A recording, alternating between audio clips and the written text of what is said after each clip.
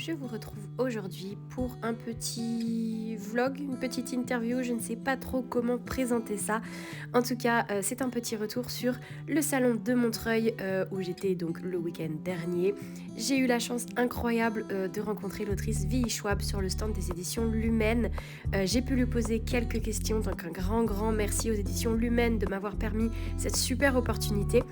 J'ai commencé en vous mettant quelques petits plans en fait du stand de Lumen qui était absolument magnifique comme vous pouvez le constater. Là j'ai chopé des petites images de Emma du compte La Bouquinade bien sûr qui est en train d'interviewer elle aussi VE Schwab. Et vous verrez, la qualité du son n'est pas incroyable, j'en suis désolée, mais je vous ai mis de toute manière les sous-titres. Et alors c'est moi qu'on n'entend pas très bien, elle ça va un peu mieux et je me dis que c'est le principal, puisque ce qui nous importe c'est ce qu'elle dit elle. Et sans plus tarder, let's go pour l'interview de VE Schwab. So my first question is about the invisible life of Attila. We know she's for the television in French, yes. So I know a lot of people have worked with it, but let's say they need more convincing. If you can only choose 3 words to describe it. Ooh, I know it's a tough one. Melancholy? Is it the same word in French? Or,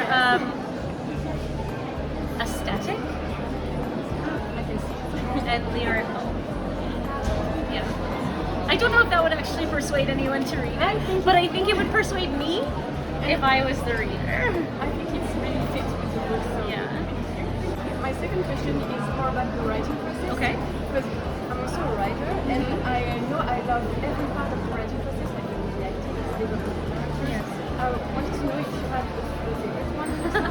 I enjoy the creative process with like the brainstorming, so the idea, and then I enjoy the final touches of polishing the sentences, and I hate everything in between. I don't hate it, obviously, I love what I do, but my brain gets in the way. I start second guessing things, I doubt myself, I'm in my own way constantly when I'm writing, when I have to actually bring the thing into existence. And then when you write a first draft, you know, it's its worst version of itself. So by nature, a first draft is the farthest thing from what it will finally be.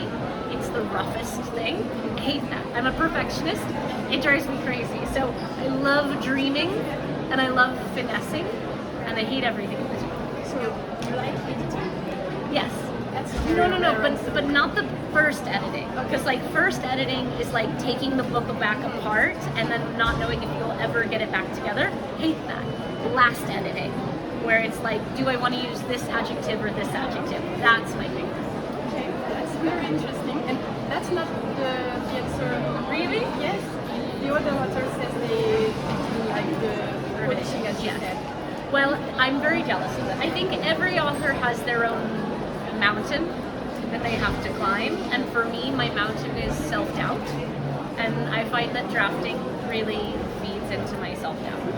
Another question is, do you have like a very precious memory of your life as a writer? Like maybe the first time you saw your book in the library or a meeting you had? I had a moment, I mean, I've had many. I have 21 books, you know, so many moments, but I have a moment with Addie LaRue, and it's very conflicted because Addie came out during the pandemic.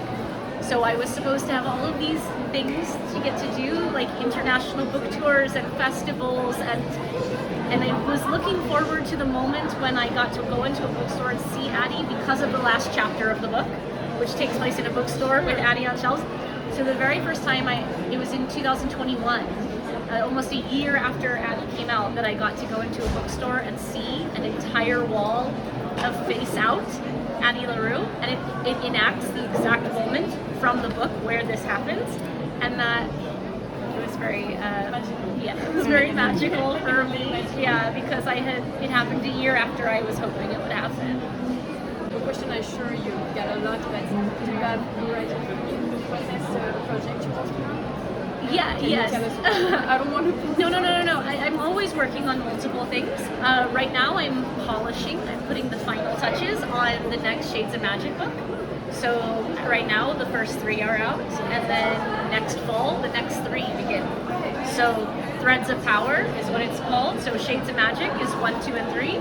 Threads of Power is 4, 5, and 6. So that one, I'm so excited. And now I'm working on a new standalone novel that I hope will be like, it's very different from Addie LaRue, but I'm hoping it will be able to sit next to Addie on shelves. I'm very excited. I'm really excited. I'm very nervous, of course, because I'm drafting it, I'm writing it, but I'm really excited. And my last question, and then we will leave you to rest. No. It's a very classical question, but if you, I don't know, if you are stuck on an island for the rest of your life and you can only read 3 books, Okay. to read for the rest of your life. Yes. Oh. You know, my heart is like, you should pick the longest books because then you have them. Probably Neverwhere by Neil Gaiman because it's my favorite Neil Gaiman book. And then The Once and Future King by T.H. White because it's my favorite classic. And then The Count of Monte Cristo by Alexandre Dumas because it's long, but it's also one of my favorite novels ever. And because it's French and you want to... I wasn't even thinking about the fact that it was French. No, but it's true. I read it again this past year for the first time in a decade, and I was reminded again. And if I could have a 4th, it would be The Vampire Lestat by Anne Rice. It's very, very different, but I try. Okay, so that was my last question. Thank you so much. Et voilà pour cette petite interview. J'étais assez impressionnée, je pense que ça se voit. Encore désolée pour le son. Et j'ai donc fait dédicacer 2 livres. Le premier, bien sûr, est pour moi, en grosse fangirl qui se respecte. Mais j'en ai aussi fait dédicacer un pour vous. Et c'est bien évidemment l'heure du concours. Je vais vous mettre dans la description de cette vidéo un lien vers le Google Form à remplir pour participer au concours. Vous verrez, c'est hyper simple. Il suffit de me suivre sur YouTube. Pour une chance en plus, vous pouvez me suivre sur Instagram, mais ce n'est absolument pas obligatoire.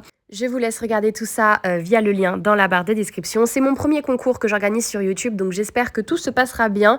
J'espère surtout que ça vous fera plaisir. Et en tout cas, c'est l'occasion pour ceux qui n'ont pas pu aller au salon d'obtenir leur petite dédicace. Et pour ceux qui n'ont pas lu le livre, de se lancer puisque c'est une pépite. J'espère que la vidéo vous plaira. Bisous!